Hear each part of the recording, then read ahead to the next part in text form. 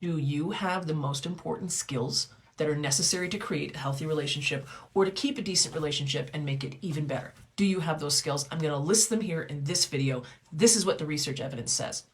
I'm going to go through these qualifications, what I call qualifications or skills, relational, emotional skills for relationship. But first, we need to talk about what's not going to create a healthy relationship. These things are not enough. Love is wonderful. I'm a dyed-in-the-wool romantic, but it's not enough. More communication will not save a relationship. Neither will compromise, nor will a high degree of compatibility at the beginning of a relationship, nor will finding the one. Go watch my playlist on the 5 biggest myths about relationships after you're done watching this video here. And they're just above. The playlist is just above my pinned content. So let's dive in. What are the most essential skills for relationship as demonstrated in the research on relationships? The many decades of research we have. Here we go. Number 1, growth mindset. Somebody with a growth mindset is somebody who likes to ask questions, and you'll notice that they like to have deeper conversations about the meaning of things. They're not just exchanging factual information with you. They want to ask questions about meaning and relevance and why is something important. That's a skill, that growth mindset skill, and it's essential in relationship. Emotional intelligence, number 2, is arguably the most important skill you can have in relationship, especially the skill of emotional self-regulation. I'm going to say more about emotional intelligence a little bit further on in this video. Number 3, we want to see somebody with active curiosity. Again, this goes to growth mindset, but this is somebody who's going to ask you questions about your day and what it means to you and how did you feel and where did you feel that in your body. So active curiosity, awesome, sexy skill. You know what else is a sexy skill or qualification for relationship? High self-awareness. Does this person have an awareness of how they think, how they feel, and why they think and feel that way? Playfulness. In the research of Dr. John Gottman, playfulness shows up as one of the qualities that couples who stand the test of time demonstrate. Also, in Gottman's research, the skill of gentle startup. How do you start difficult conversations? That's an essential skill. Also, we see this show up in Dr. Marshall Rosenberg's work on nonviolent communication.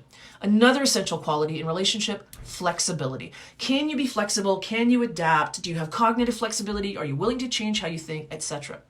The ability also, and this is from the work of Dr. Brene Brown, her work on the anatomy of trust. Do you have the 7 pillars of trust locked down?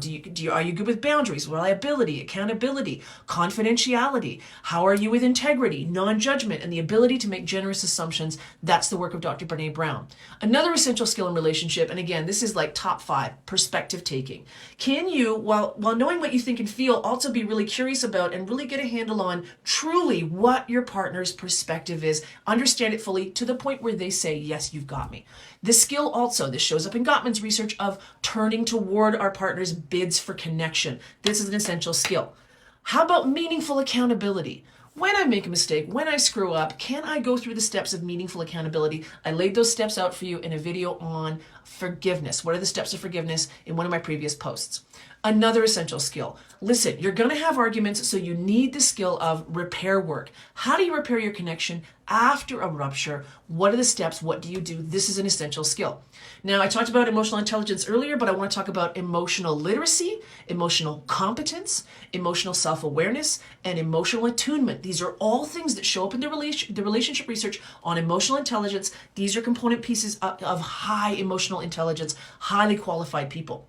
Also, do you have, as I coach my clients to do you have the ability to create and to foster shared understanding about your different perspectives and what you need, each of you, from each other and from the relationship? I call this being archaeologists of meaning. Can you get really deep into what is the meaning of that for myself or for my partner?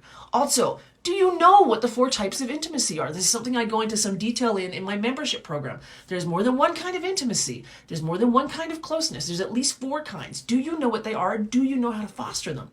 So I've just given you a whack ton of lists, and I've mentioned some of the research that I pulled this from all together in the research, but I would be remiss if I did not also include the wonderful work of Esther Perel, her work on something called erotic intelligence. If that sounds intriguing to you, pick up her book, Mating in Captivity. She also has a podcast. She teaches therapists and coaches in her online program sessions. She is such a fresh voice. She is so amazing. I'm so grateful for her work.